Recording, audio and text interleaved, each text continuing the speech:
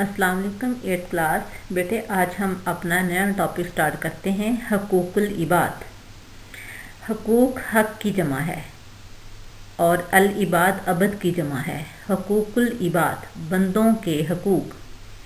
तो इस टॉपिक में हम पहले यतीमों के हकूक़ के बारे में पढ़ेंगे, फिर बेवाओं के हकूक़ के बारे में, फिर मज़दूरों के हकूक़ के बारे में, फिर मुसाफिरों के हकूक़ के बारे में। ये अलग-अलग हमारे टॉपिक हैं, इन सब के बारे में हम पढ़ेंगे। तो हकूकुल इबाद वो हकूक़ हैं जो हम में से हर एक बंदे ने अदा करने होते हैं। एक बंदे के हकूक़ दूसरे के फ़राइज़ हैं और हकूकुल इबाद की अदायगी इस्लाम में बहुत ज़रूरी है। हकूकुल्लाह की तो माफ़ी अल्लाह ताला दे सकते हैं, लेकिन हकूकुल इबाद तब तक माफ़ नहीं हो सकते जब तक वो बंदा जिसके हकूक़ गस्ब ना किए गए हों वो माफ़ ना कर दे। यानी हकूकुल इबाद की इस्लाम में बहुत ज़्यादा अहमियत है। तो हम इनको बारी बारी पढ़ेंगे। सबसे पहले हम पढ़ेंगे यतीमों के हकूक़ के बारे में। तो हम फर्स्ट क्वेश्चन से स्टार्ट करते हैं। इसके सारे लॉन्ग क्वेश्चन ही हैं, तो हम फर्स्ट लॉन्ग क्वेश्चन से स्टार्ट करते हैं। यतीमों के बारे में कुरानी अहकाम बयान करें। यानी यतीमों के क्या हकूक़ हैं, उसके बारे में कुरान ने क्या तालीमात दी हुई हैं। यानी इसमें पहले हमने कुरानी अहकाम देखने हैं, नेक्स्ट क्वेश्चन जो है वो अहादीस देखनी है, उसके बाद सहाबा कराम का तर्ज़ अमल देखना है। तो आंसर इसका देखिए। तो बच्चों, हमने सबसे पहले ये लिखना है कि यतीम होता कौन है। यानी यतीम की डेफिनेशन हम लिखेंगे। जो छोटे बच्चे अपने बाप के साया शफ़क़त से महरूम हो जाते हैं उनको यतीम कहते हैं।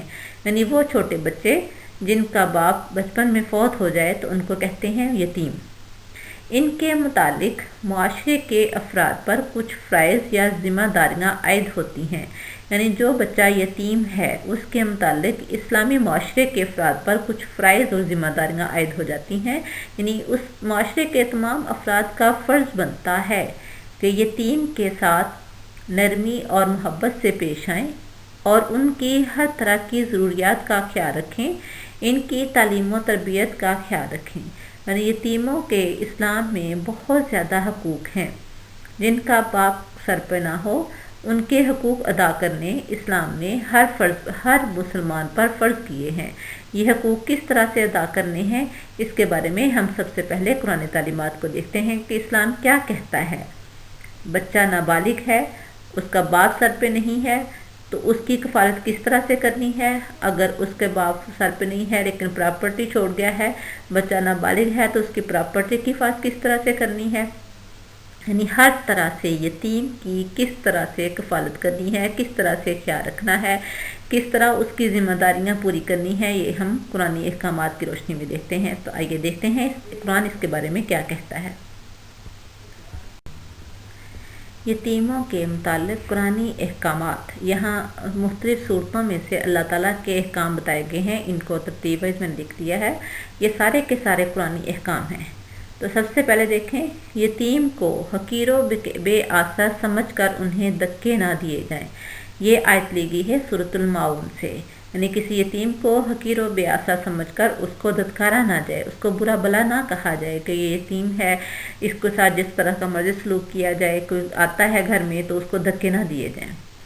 उसके बाद है सेकंड, इनके एहतराम में कोई कमी ना की जाए। यानी एहतराम में कमी ना करने से मुराद ये है कि अगर वो आपके पास आते हैं तो इस तरह से उनका ख्याल रखा जाए कि उनकी इज़्ज़त नफ्स मजरूह ना हो। ये आयत ली गई है सूरतुल फजर से। यतीम पर कहर और सितम ना किया जाए। यानी अगर उससे कोई सूरत अज़्ज़ुहा की आयत का तर्जुमा है, यानी अगर यतीम बच्चे से कोई गलती हो जाती है तो उस पर गुस्सा मत करो, उस पर जुल्म ना करो। जिस तरह आपका अपना बच्चा अगर गलती कर देता है तो आप उसको माफ़ कर देते हो, तो इसी तरह यतीम पर गुस्सा और जुल्म करने की बजाय उसको भी माफ़ करो। नेक्स्ट है, किसी रिश्तेदार यतीम को खाना खिलाना बहुत बड़ी नेकी करार दिया गया है। यह सूरतुल बलद की आयत का तर्जुमा है। यानी आपका कोई रिश्तेदार यतीम है तो उसको खाना खिलाना बहुत बड़ी नेकी है, क्योंकि आपने जो हुकूक व फ़राइज़ अदा करने हैं उसमें माँ बाप के बाद सबसे पहला, माँ बाप बहन भाइयों के बाद जो सबसे पहला हक अदा करना है वो करीबी रिश्तेदारों का है। یعنی کہ رشتہ دار جو ہیں ان کو سب سے پہلے اپنے ماں باپ بہن بھائیوں کے بعد دیکھنا ہے. اور آپ کے رشتہ داروں میں سے کوئی یتیم ہے تو سب سے پہلے آپ اس کا خیال رکھیں. آگے سورۃ الدہر میں ہے لیکن یتیم کو یہ کھانا اللہ کی رضا کے حصول کے لیے کھلایا جائے. یعنی جو کھانا کھلا رہے ہوں اس کا مقصد کیا ہے؟ اللہ کو راضی کرنا. یہ اس لیے نہ کھانا کھلایا جائے کہ آپ اس کھانا کھلانے کے عوض اس سے کوئی گھر کا کام لوگے یا ملازموں کی طرح رکھو گے یا فیملی کے باقی لوگوں کو بتاؤ گے کہ میں نے اس کے سر پر شفقت کا ہاتھ رکھا ہے. اگر اس طرح سے کیا تو اللہ تعالیٰ کو ناپسند ہے، کیونکہ اللہ تعالیٰ نے خود قرآن پاک میں فرما دیا ہے وفی اموالہم حق معلوم. ان کے مالوں میں یعنی ایک مسلمان کے مال میں حق مقرر ہے، یتیموں کا، مسکینوں کا، جو اللہ تعالیٰ نے حق جس طرح سے مقرر کیا وہ تو ہے ہی. تو ہمارا فرض بنتا ہے کہ ہم ان حقوق کو اسی طرح سے پورا کریں جس طرح اللہ نے پورا کرنے کا حکم دیا ہے. آگے سورۃ النساء کی آیت کا ترجمہ دیکھیں. یتیموں کے ساتھ انصاف کا معاملہ کریں. یعنی ایک طرف آپ کا بچہ ہے یا آپ کا بھائی ہے یا آپ کی بہن ہے، اس کا کسی بچے کے ساتھ جھگڑا ہو گیا ہے تو یہ بات دیکھو کہ آپ اگر اس کو ڈانٹ بھی دو گے تو اس کا کون سا باپ آپ کے پاس آ جائے گا؟ نہیں، اس کا حق اس کو دو، یتیم کا حق اس کو دو. آپ کا بہن بھائی غلطی پر ہے، آپ کی اولاد غلطی پر ہے تو آپ ان کو اس کی سزا دو. یہ نہیں کہ یتیم سمجھ کر آپ اس کے ساتھ بے انصافی کرو یا اس کے پاس جو مال ہے وہ اپنے پاس رکھ کر خرچ کر لو کہ کوئی بات نہیں، کوئی پوچھنے والا نہیں. وہ تو نہیں پوچھے گا، لیکن وہ ذات جس نے پیدا کیا ہے وہ تو دیکھتا ہے، وہ تو سب کچھ دیکھ رہا ہے اور ایک ایک چیز کا ہم سے حساب لے گا. لہٰذا کسی طرح بھی یتیم کے ساتھ بے انصافی نہیں کرنی چاہیے. نیکسٹ دیکھیں. یتیموں کا مال اپنے مال میں شامل نہ کرو بلکہ احتیاط اور ذمہ داری سے ان کے حوالے کر دو ورنہ یہ بہت بڑا گناہ ہوگا. یعنی کوئی بچہ جس کا باپ فوت ہو گیا ہے، بچہ نابالغ ہے، اس کا مال آپ کے پاس ہے تو آپ کے پاس کاروبار ہے تو اس کے کاروبار میں اس کا پیسہ لگا لو اور لیکن اس کا جو پروفٹ ہے اس کو دیتے جاؤ. ایسا نہ ہو کہ آپ اس کا مال جو ہے وہ اپنے مال میں شامل تو کر لو لیکن اس کا پروفٹ اس کو نہ دو. نہیں، اس کا مال کا پروفٹ علیحدہ رکھو، احتیاط اور ذمہ داری سے اس کے حوالے کرو. اگر تم اس کا مال اپنے پاس رکھ لیتے ہو، کچھ تھوڑا بہت اس کا منافع دے دیا باقی اپنے پاس رکھتے ہو تو اس کا یہ بہت بڑا گناہ ہوگا. اور اگر یتیم جس کا باپ فوت ہو گیا ہے اس کے پاس پراپرٹی ہے یا پیسہ ہے لیکن آپ کے پاس پراپرٹی نہیں ہے، آپ کے پاس کاروبار نہیں ہے تو آپ اس کا پیسے کو کیسے استعمال کرو گے؟ اس کے لیے اسلام نے اجازت دی ہے کہ آپ نے اس کا مال یہاں لگانا ہے تو وہاں اگر آپ کسی کو دو گے تو اس کو بھی تو آپ نے مزدوری دینی ہے. لہٰذا اگر آپ یتیم کے مال سے کاروبار کر رہے ہو تو اس میں سے جتنا آپ کا محنت کا جو آپ کا وسیلہ ملتا ہے صرف وہی لو. یعنی یہ نہیں ہے کہ اب اتنی بھی اسلام میں سختی نہیں ہے کہ یتیم کے مال کے لیے آپ خود بھوکے مرو. اسلام نے یہ کہا ہے کہ آپ کے پاس مال نہیں ہے، یتیم کا مال آپ کے پاس ہے، آپ اس کے مال پہ محنت کر رہے ہو اور جتنی محنت کر رہے ہو اس کے مطابق آپ اپنا معاوضہ لے سکتے ہو، باقی پروفٹ یتیم کو اس کے حوالے کر دو. یعنی نہ ضرورت سے زیادہ لو نہ ضرورت سے کم لو. اپنی فیملی کو بھی آپ نے لے کر چلنا ہے لیکن جب آپ کا کام سیٹ ہو جائے تو پھر کوشش کرو کہ اس کا مال اس کے حوالے کر دو. اور اگر کوئی یتیم اس طرح سے ہے کہ وہ ذہنی طور پر ٹھیک نہیں ہے تو پھر ساری زندگی آپ کو اس کی کفارت کرنا ہوگی. تو آپ نے اس حوالے سے اس طریقے سے اس کے کاروبار کو سیٹ کرنا ہے کہ خدا نخواستہ اگر آپ کو موت بھی آ جاتی ہے تو آپ جس کے حوالے اس کا مال کر رہے ہیں یا جس طرح سے اس کا کاروبار چلا رہے ہیں تو کم از کم کسی اور کو اس کا گواہ بنا دیں جو بعد میں اس کو دیکھ سکے. نیکسٹ ہے. لیکن ناسمجھی کی عمر میں یتیموں کے مال ان کے حوالے نہ کرو بلکہ ان کی پرورش بھی کرو، ان کے مال کو حفاظت سے بھی رکھو. جب وہ بڑے اور سمجھدار ہو جائیں تو ان کے مال ان کے سپرد کر دو. یعنی ایک بچہ نابالغ ہے، ٹھیک ہے، ذہنی طور پہ ٹھیک ہے لیکن ابھی کاروبار نہیں سنبھال سکتا تو آپ اس کے مال کی حفاظت کرو. وہ جیسے میں نے ابھی پہلے بتایا کہ اگر آپ اس کے مال کی آپ کا کاروبار اپنا لیدا ہے تو آپ اس کا اپنے پیسے لگا کر اس کے پیسے لگا کر اپنے کاروبار میں شامل کر لو.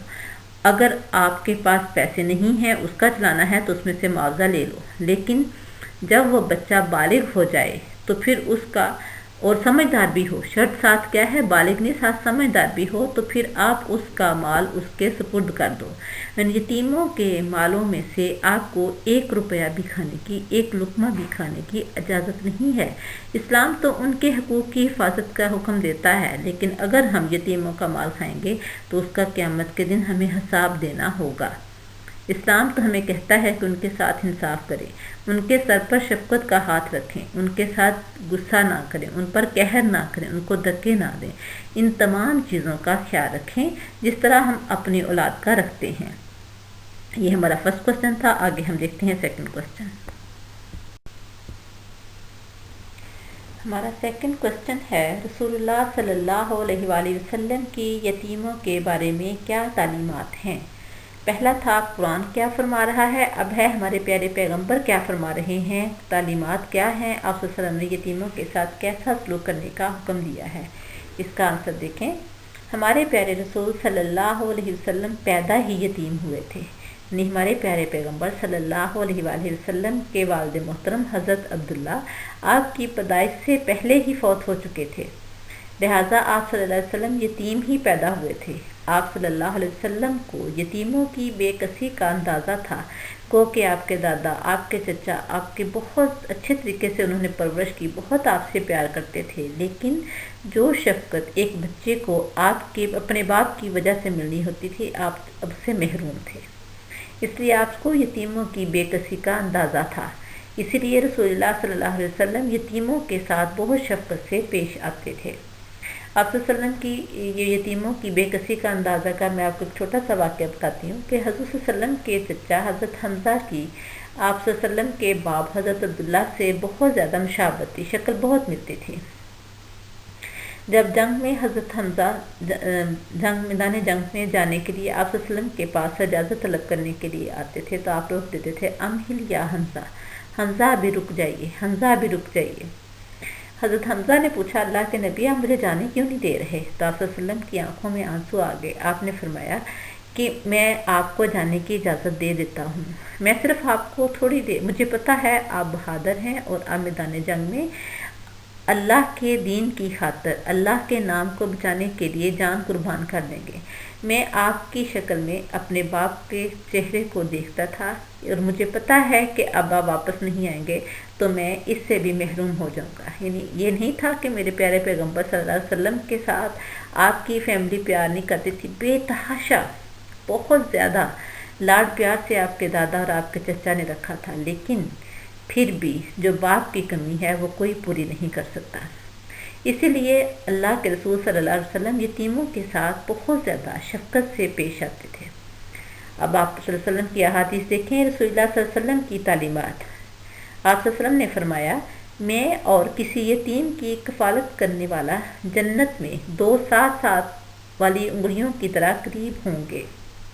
یعنی ایک شخص جو کسی یتیم کی کفالت کرتا ہے، آپ صلی اللہ علیہ وسلم نے فرمایا وہ میرے اتنا قریب ہوگا جس طرح یہ 2 انگلیاں ایک دوسرے کے قریب ہیں۔ یہ کتنی دیر ایک دوسرے سے دور رہ سکتے ہیں، پھر ایک دوسرے کے پاس آنا ہی ہے۔ یعنی بہت زیادہ اونچا مقام ہے یتیم کی کفالت کرنے والے کا۔ یہ حدیث مبارکہ ہے، آگے دیکھیں۔ سیکنڈ حدیث مبارکہ ہے، مسلمانوں کا سب سے اچھا گھر وہ ہے جس میں کسی یتیم کے ساتھ بلائی کی جا رہی ہو، اور سب سے برا گھر وہ ہے جس میں کسی یتیم کے ساتھ بدسلوکی کی جاتی ہو۔ یہ بھی حدیث مبارکہ ہے۔ یعنی آپ صلی اللہ علیہ وسلم نے فرمایا، گھروں میں سے بہترین گھر کون سا ہے؟ جس میں کسی یتیم کے ساتھ بلائی کی جا رہی ہو، اس کی اچھی کفالت کی جا رہی ہو، اس کی دیکھ بھال کی جا رہی ہو، اس کے حقوق کی ادائیگی کی جا رہی ہو، اس کی ضرورتوں کا خیال رکھا جا رہا ہو، اس کے جو فرائض حقوق ہیں وہ اس کو پورے مل رہے ہوں۔ اور سب سے برا گھر کون سا ہے؟ جس میں کسی یتیم کے ساتھ بدسلوکی کی جاتی ہو، صرف اس وجہ سے کہ کوئی اس کے بارے میں پوچھنے والا نہیں ہے، کوئی پوچھے نہ پوچھے، وہ ذات جس نے سب انسانوں کو پیدا کیا ہے وہ لازمی پوچھے گی۔ لہٰذا اپنے گھر میں کسی یتیم کا، اگر کسی یتیم سے واسطہ پڑ جاتا ہے یا آپ کے گھر میں کوئی یتیم رہتا ہے یا رشتہ داروں میں سے کوئی یتیم ہے تو اس کا بہت اچھے طریقے سے خیال رکھنا چاہیے۔ نیکسٹ حدیث مبارکہ ہے، جو کسی یتیم بچے کو اپنے گھر بلا کر لائے اس کو کھلائے پلائے تو اللہ تعالیٰ اس کو جنت کی نعمت عطا فرمائے گا۔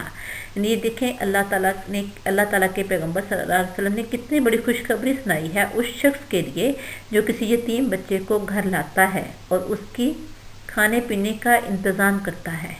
یعنی اس کا مطلب ہے کہ آپ کو اس کی محرومی کا اندازہ ہے، آپ کو قرآن پاک کی تعلیمات کا اندازہ ہے کہ ان کے کتنے فرائض ہیں، کتنے ہمارے فرائض ہیں ان کے بارے میں، اور ان کے کتنے حقوق ہیں ہم پر۔ جب ہم اس چیز کا خیال رکھیں گے تو یقیناً اللہ تعالیٰ ہم سے خوش ہوگا اور خوشی سے اللہ تعالیٰ ہمیں جنت کی نعمتوں سے نوازے گا۔ یعنی ہمیں اللہ کے احکامات کو مانتے ہوئے، اپنے پیغمبر کے احکامات کو مانتے ہوئے اس یتیم بچے کو اچھے طریقے سے کھلانا پلانا چاہیے تاکہ اللہ تعالیٰ ہم سے راضی ہو اور ہمیں جنت کی نعمت عطا فرمائے۔ بیٹا یہ 2 کوسچن ہیں، ان دونوں کا آپ نے اچھی طرح سے یاد بھی کرنا ہے اور اپنی نوٹ بک پہ بھی لکھنا ہے۔ باقی انشاءاللہ ہم نیکسٹ لیکچر میں کریں گے۔ اللہ حافظ۔